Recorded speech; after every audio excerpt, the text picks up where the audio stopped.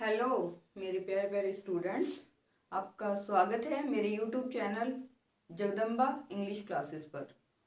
बेटा, हम जो है अब इन दिनों में जिस कंसेप्ट पे काम कर रहे हैं वो है हमारा नॉन फाइनाइट वर्ब। मैंने आपको फर्स्ट वीडियो में आपको बताया था कि जो नॉन फाइनाइट वर्ब है मीन्स इसका मतलब क्या है। एक तो कि मतलब ये कभी भी नो नहीं होता, चेंज नहीं होता कोई कभी भी ये वर्ब किस, चाहे ना तो इसके ऊपर सब्जेक्ट का फर्क पड़ता है, ना किसी टेंस का फर्क पड़ता है, ना किसी नंबर का फर्क पड़ता है। अगर मैं आपको एक बात बताऊं तो मैंने लास्ट वीडियो में ये भी बोला था कि इस कंसेप्ट को करने के लिए हम वर्ब को बेसिक से उठाएं तभी ये हमें समझ में आएगा। मीन्स कि वर्ब की डेफिनेशन हमने फर्स्ट वीडियो में की, फाइनाइट जो कि उसके पार्ट हैं वर्ब के, फाइनाइट और नॉन फाइनाइट। फिर हमने दोनों को समझा विद अ टेबल, एक टेबल के थ्रू हमने पूरा का पूरा आपको एक्सप्लेन किया था। मैं आपको एक बात बता दूं कि अगर वर्ब को हमें कंप्लीटली समझना है तो पहले हमें वर्ब के सभी पार्ट को डिफाइन करते हुए चलेंगे। अब हमारा जो कंसेप्ट है वो सिर्फ हमारा नॉन फाइनाइट वर्ब है। मीन्स आपको करना क्या है, सिर्फ नॉन फाइनाइट पे काम करना है। लेकिन जब मेरा मानना पता है क्या है, मेरा मानना है कि अगर हमने नॉन फाइनाइट पे काम करना है तो नॉन फाइनाइट से पहले का पूरा बेसिक हमें पता होना चाहिए, क्योंकि हम इस वाले कंसेप्ट को हल्के में नहीं ले सकते कि भाई ठीक है सीधा नॉन फाइनाइट पे गए, इसके पार्ट को डिफाइन किया, भाई इसकी डेफिनेशन कर ली, उसके दो एग्जाम्पल बता दिए और भाई काम खत्म हो गया। हम कहीं ना कहीं हर टाइम पजल रहेंगे कि क्या ये हमारा इन्फिनिटिव है या जीरेंड है, ये नहीं है या क्यों नहीं है।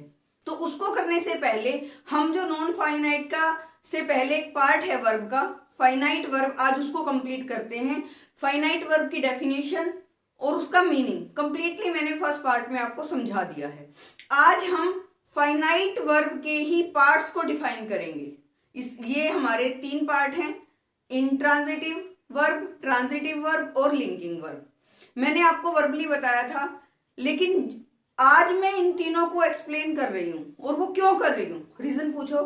रीजन क्या है मैं आपको बताती हूं कि अगर हम वर्ब को लेकर चल रहे हैं ना, तो मैं चाहती हूं कि वर्ब का टॉपिक यहां पर फुली हम लेकर चले, ना कि सिर्फ हम काम करें नॉन फाइनाइट वर्ब पर।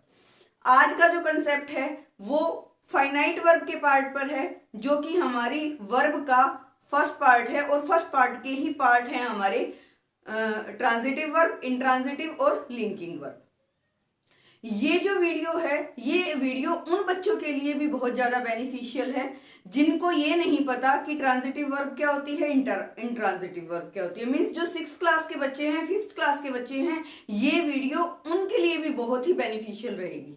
तो आज हम फुली फाइनाइट वर्ब को कंप्लीट करते हैं। कल से हम मीन्स नेक्स्ट हमारी वीडियो से हम क्या करेंगे, ओनली नॉन फाइनाइट वर्ब पर काम करेंगे। और जब हम नॉन फाइनाइट पर काम करेंगे तो हम साथ में लिंक करेंगे फाइनाइट वर्ब को भी, क्योंकि हमें तो दोनों का डिफरेंस पता होना चाहिए ना, कि अगर फाइनाइट वर्ब है तो क्यों है, अगर नॉन फाइनाइट वर्ब है तो वो क्यों है।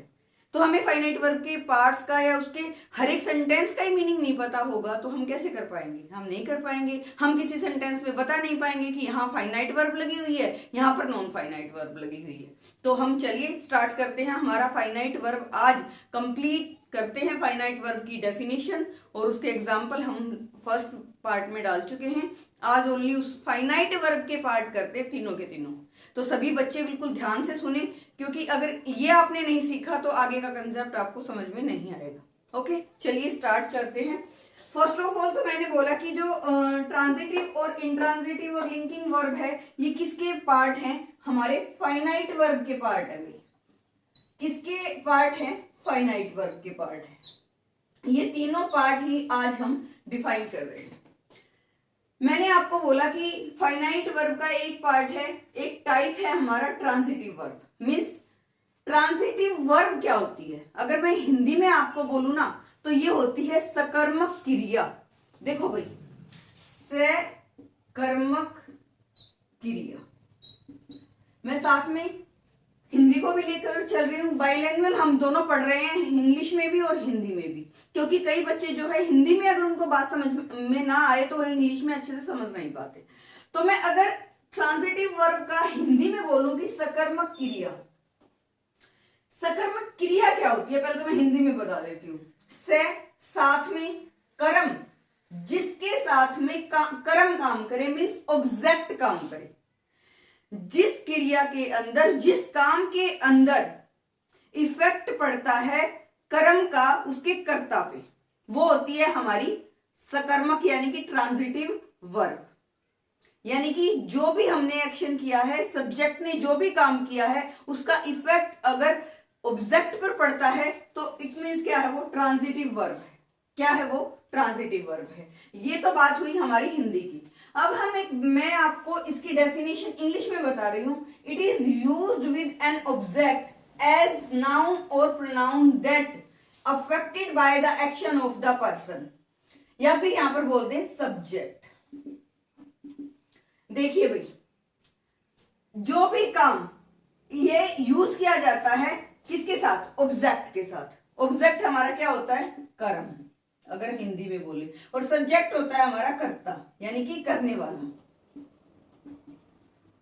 सब्जेक्ट होता है कर्ता, करने वाला, और कर्म क्या होता है? ऑब्जेक्ट। मीन्स कर्ता ने जो काम किया है, जो कर्म मीन्स क्या होता है? काम ही तो होता है। जो कुछ भी काम जो यूज होता है किसके लिए? ऑब्जेक्ट के लिए।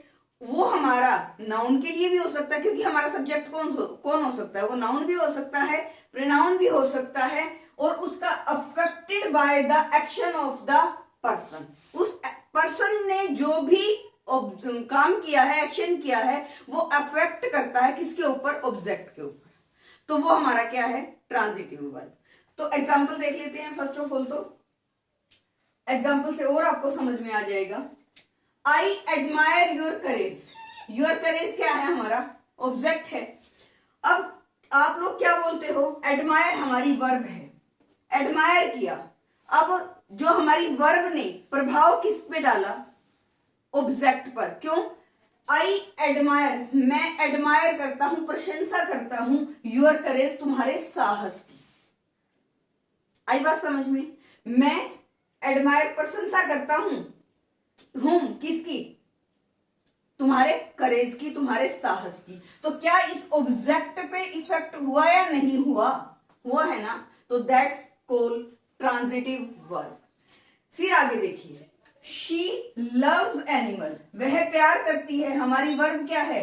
लव्स। इतना भी हो सकता था, शी लव्स, प्यार करती है। अगर यहां पर कुछ नहीं है, प्यार करती है, हमें नहीं पता किससे, तो बात इफेक्ट किससे हुई? हमारा ऑब्जेक्ट क्या था भाई? एनिमल। वो प्यार करती है किससे? एनिमल से। अगर आपको इतना भी समझ में ना आया हो तो एक ट्रिक और बता देती हूँ।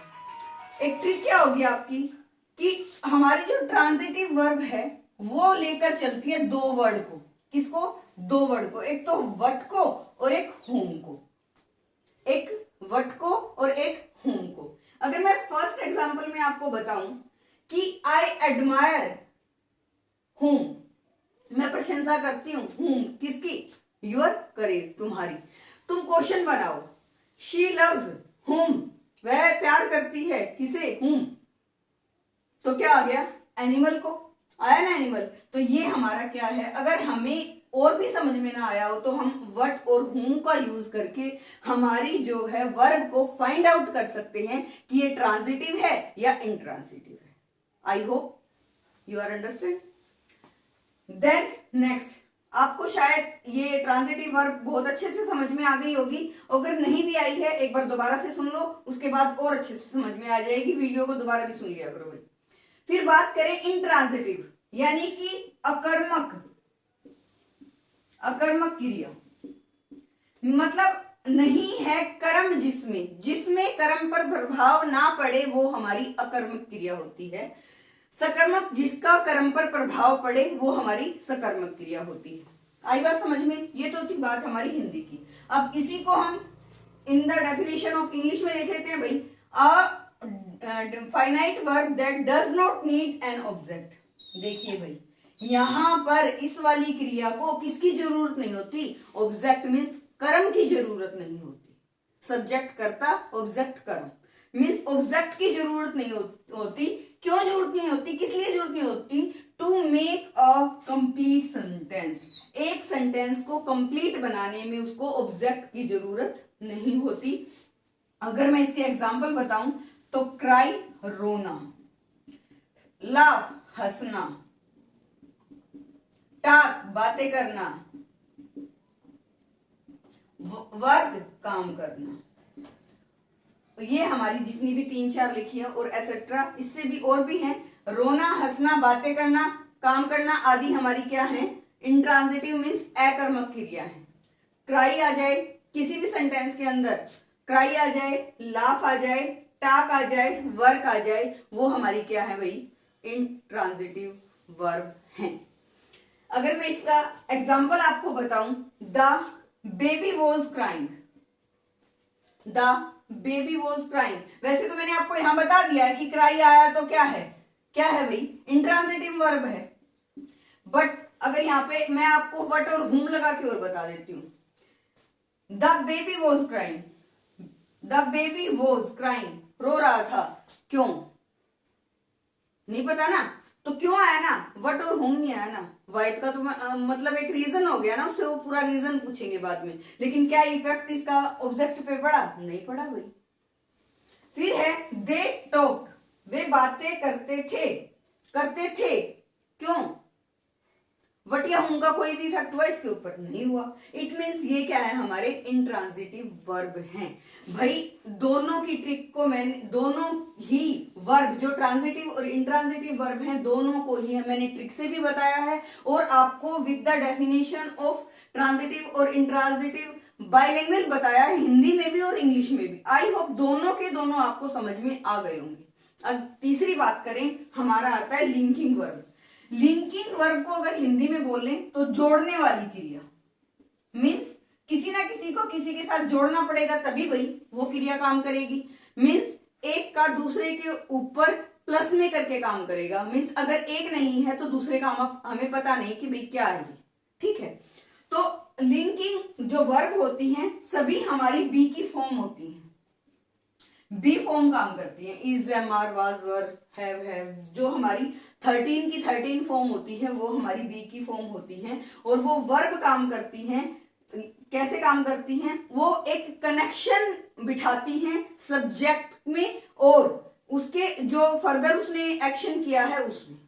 जो भी इंफॉर्मेशन सेंटेंस के अंदर है वो कहीं ना कहीं सब्जेक्ट के लिए कोई ना कोई कनेक्शन बिठाती है उस सब्जेक्ट में, उनमें जोड़ने का काम करती हैं। अगर वो नहीं है तो हमें नहीं पता कि सब्जेक्ट क्या है, सब्जेक्ट के बारे में हमें कोई भी फर्दर इंफॉर्मेशन नहीं पता होगी अगर उनका यूज हम नहीं करेंगे तो वो होती है हमारी लिंकिंग वर्ब। तो चलिए इंग्लिश में भी देख लेते हैं। Linking verbs are verbs that serve as a connection between a subject. I have already told you कि कनेक्शन बिठाती है किसके अंदर? अ सब्जेक्ट में। And further performance further information about the subject, और वो हमें इंफॉर्मेशन बताती है सारी की सारी एक सब्जेक्ट के बारे में। अगर मैं एग्जांपल लूं, आई एम ए टीचर, मैं पहले भी मैंने एग्जांपल लिया है, और he is a good boy. अब एक बात बताओ, अगर मैं इस एम को हटा दूं तो आई अ टीचर, क्या वो सेंटेंस बना?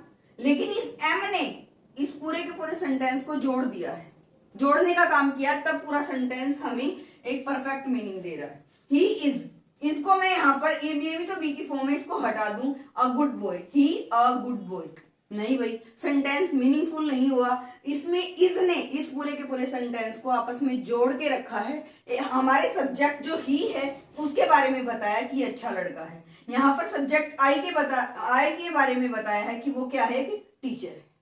आई बात समझ में? तो जो सब्जेक्ट, जो जिस वर्ब में कर्म पर इफेक्ट पड़े मीन्स ऑब्जेक्ट पर इफेक्ट पड़े तो ट्रांजिटिव, जिसका ऑब्जेक्ट पे कोई इफेक्ट ना पड़े वो इंट्रांजिटिव, जो सब्जेक्ट के लिए कनेक्शन का काम करे, जोड़ने का काम करे, उसके बारे में फर्दर इंफॉर्मेशन दे, वो है हमारी लिंकिंग वर्ब। और लिंकिंग वर्ब में बी की फॉर्म आती है सभी की सभी 13। और मैंने ये वट और होम का भी इसमें एक ट्रिक लगा के बताया है। फिर बात करते हैं, एक नोट मैंने यहां डाला है। नोट में क्या डाला है? अगर आज तो हमने क्या किया, पूरा का पूरा हमारा फाइनाइट वर्ब कंप्लीट कर लिया भाई।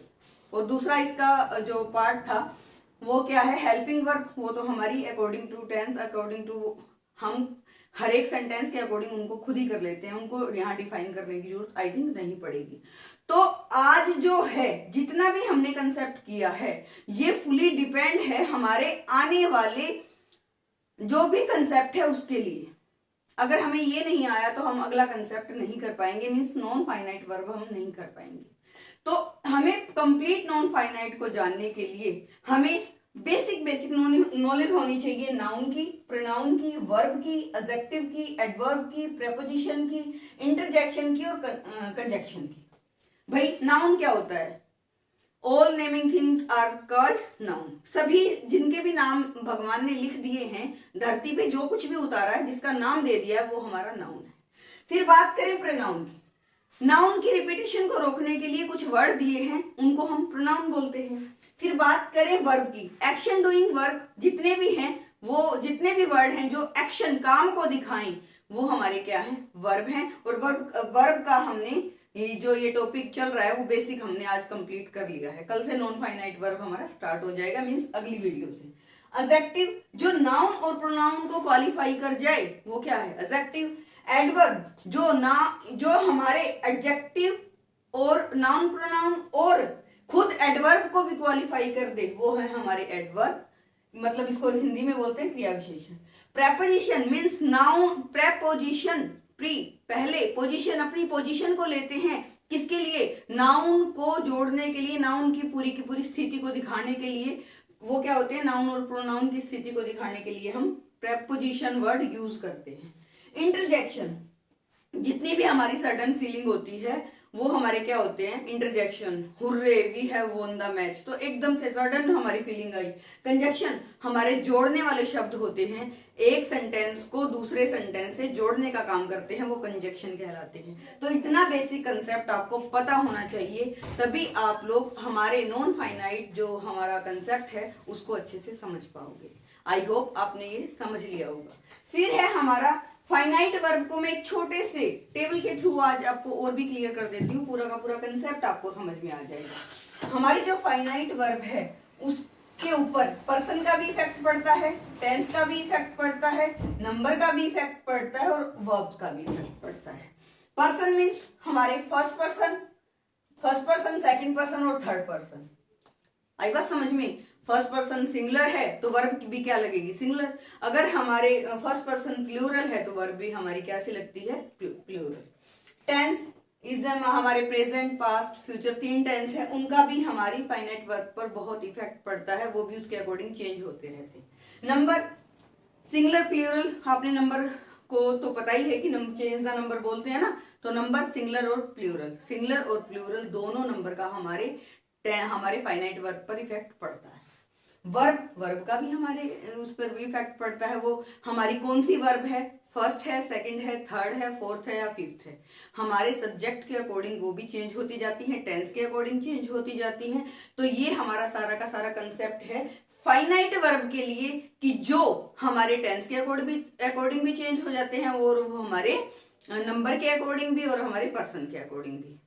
तो आज हमने सारा का सारा फाइनाइट वर्ब कंप्लीट कर लिया है।